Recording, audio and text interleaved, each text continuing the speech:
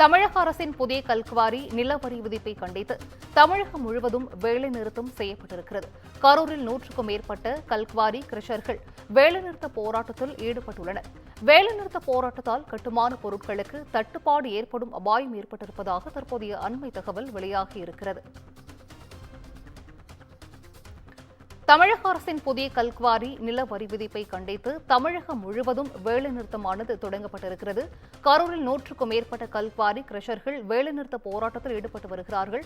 இது குறித்தான முழு விவரங்களையும் செய்தியாளர் கிருஷ்ணமூர்த்தி வழங்கிட கேட்கலாம். கிருஷ்ணமூர்த்தி, வணக்கம். இது குறித்தான முழு விவரங்கள்.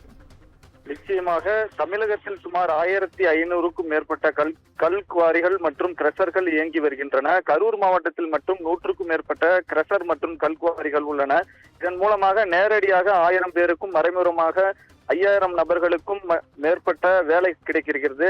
இந்நிலையில் குவாரிகளில் இருந்து கல் உடைத்து கொண்டு வரும் நடைச்சீட்டுக்கு தமிழக அரசு வரியாக இதுவரை கனமீட்டர் அடிப்படையில் இருந்தது. கடந்த 5ஆம் தேதியன்று யூனிட்டிற்கு 330 மற்றும் ஜிஎஸ்டி சேர்த்து வழங்கப்பட்டது. இதை மாற்றி மார்ச் 12ஆம் தேதி ரூபாய் 604 மற்றும் ஜிஎஸ்டி என உயர்த்தப்பட்டது. தற்பொழுது மெட்ரிக் டன் முறையில் 1347 ரூபாயும் மற்றும் ஜிஎஸ்டி சேர்த்து கனிம வளத்துறை மூலமாக வசூல் செய்யப்படுகிறது. நாளுக்கு நாள் விலை உயரும் காரணமாக மக்களின் வீடு கட்டும் எண்ணம் கனவாக மாறி வருகிறது.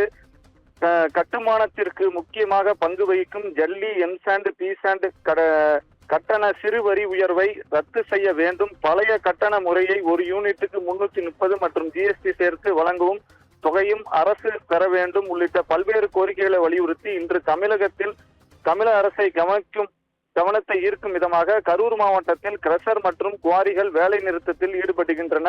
இந்த காலவரையற்ற வேலை நிறுத்தம் காரணமாக கட்டுமான பொருட்களுக்கு தட்டுப்பாடு ஏற்படும் அபாயம் ஏற்பட்டுள்ளது. சிந்துஜா, விவரங்களை வழங்கியமைக்கு நன்றி கிருஷ்ணமூர்த்தி.